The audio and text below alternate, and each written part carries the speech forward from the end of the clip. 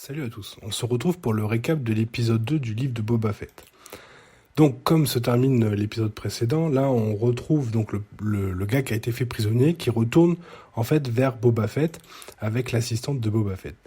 Et là en fait Boba Fett il essaie de faire parler le gars ne parlera pas, donc du coup elle l'envoie directement dans la fosse pour se faire bouffer, sauf qu'en fait il n'y a pas de bête, bien sûr c'était un bon bluff pour qu'il puisse avouer qu'en fait c'est le maire qui cherche à le tuer. Donc du coup, il y a Boba Fett qui se rend sur Tatooine, on a un super plan de Tatooine d'ailleurs, et qui va voir directement le maire. Le maire qui lui explique qu'en fait, il devrait chercher à savoir qui essaie de le tuer, et d'aller rencontrer la femme qu'on voit dans le premier épisode. Donc il repart voir et tout machin, et cette femme, elle lui dit mais tu devrais faire attention aux jumeaux, et lui il respecte que les jumeaux sont bien trop occupés pour s'occuper de lui. Et en fait, les jumeaux, ce sont les cousins de Jabba le Hutt, donc c'est un frère et une sœur. Alors ils semblent beaucoup proches sur la photo, mais c'est bien un frère et une sœur, qui ont comme garde un espèce de Wookiee bien vénère, qui a l'air vraiment hardcore. Et finalement, ça c'est la première partie de l'épisode où on apprend simplement que les jumeaux, ils aimeraient récupérer le territoire de leur cousin Jabba le Hutt, mais maintenant c'est Boba Fett qui a le territoire et Boba Fett il explique que si ils veulent récupérer le territoire, il va falloir le tuer. Et là en fait après directement ils retournent dans la cuve et on repart dans le passé. On repart avec les Tusken Riders, donc on comprend qu'ils s'entraînent finalement avec les Tusken Riders, les hommes des sables, et en fait, là, pendant un moment, on comprend pas pourquoi, mais il y a un espèce de train qui arrive à vive allure et qui flingue tout le monde à droite à gauche, dont Lot, et quand je dis Lot, c'est beaucoup de Tusken Riders, et vous voyez, là dans le feu, ce sont que des cadavres, et du coup, en fait, Boba Fett, il va voir le chef, il dit, moi, je vais arrêter le train, c'est comme ça et c'est pas autrement. Bon, vous le connaissez, même sans armure, lui, c'est un petit foufou. Donc finalement, en fait, il arrive à suivre des gars qui sont dans le train, normalement. Il arrive à les suivre jusqu'à un bar, donc il va jusqu'à ce bar. Et après, bon, pas de mystère, ils vont tous terminer au sol. Et finalement, il va pouvoir rentrer avec tous les, je vais dire jet ski, mais c'est pas des jet skis, c'est des jets désert. Ok, donc il repart avec ça jusqu'au camp des Tusken Riders en disant, on va apprendre à s'en servir et on va attaquer le train et on va arrêter le train comme ça. Donc du coup vous avez une longue scène d'entraînement avec les hommes des sables et Boba Fett. C'est assez marrant. J'ai pas trop screené histoire de que si vous voyez l'épisode ça vous fasse marrer. Et puis finalement on revoit ce train qui va débarquer et là il se lance directement à l'attaque du train.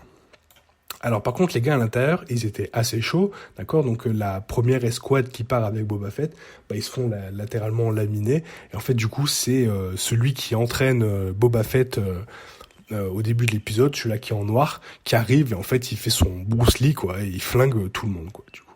Et du coup le Boba Fett il arrive à arriver jusqu'à le début du train, je sais plus, la cabine, et du coup il balaye il tue le robot qui sera pas mort d'ailleurs, peut-être que ça aura une importance, et il arrête le train. Et ça fait mal.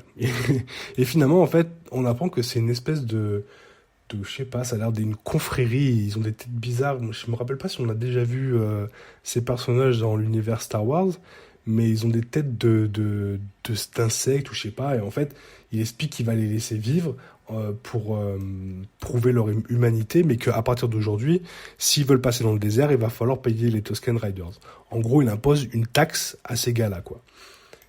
Et du coup, après, il repart vers le campement des Tusken Riders, et le chef, là, lui offre un lézard qui lui rentrera directement dans le nez, et là, on part dans un rêve bizarre, où il voit un arbre, où il va voir un peu de sa jeunesse, un peu de son passé, etc. machin. Et finalement, va savoir pourquoi, on se retrouve le lendemain matin et il revient de l'extérieur, alors qu'il était dans le camp à la base, ça j'ai pas compris. Il revient de l'extérieur du camp avec une branche de bois et tout le monde a l'air de se dire waouh, cette branche de bois elle est super, elle est géniale. Et puis là on rentre en fait dans un rituel où il y a d'abord on va l'habiller comme ça tout en noir. Alors c'est bizarre parce que ça fait très Dark Vador quoi sur le coup, mais il va être habillé tout en noir dans le désert. Il doit avoir chaud, mais bon c'est pas trop grave. Mais en fait on l'emmène au bout de bois, et en fait ce bout de bois, ça va lui permettre de construire l'arme des Tusken Riders avec laquelle il s'entraîne depuis le début, sauf qu'en fait celle-là, ça va être la sienne, et en fait on comprend à la fin du film qu'il rentre dans le groupe des Tusken Riders, que ce qu'on lui apprend depuis le début, c'est la danse traditionnelle, etc. Et en fait on les voit tous danser à la fin, et c'est super sympa à voir. Du coup, cet épisode était vraiment cool. Alors, ça traîne un petit peu en longueur. Je pense que la première partie, de voir les deux cousins de Jabba le Hutt, ça, c'est prometteur pour la suite. Par contre, est-ce que le fait d'être avec les Tusken Riders dans le passé, ça va lui donner la légitimité d'être représentant de toute la PEG, en fait, sur Tatooine?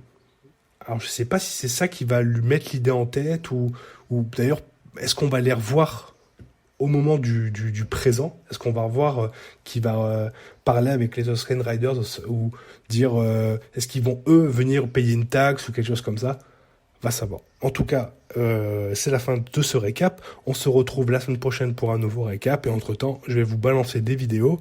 Et d'ailleurs, j'en ai sorti une ce matin qui parle de pourquoi Boba Fett peut-il enlever son casque. À plus.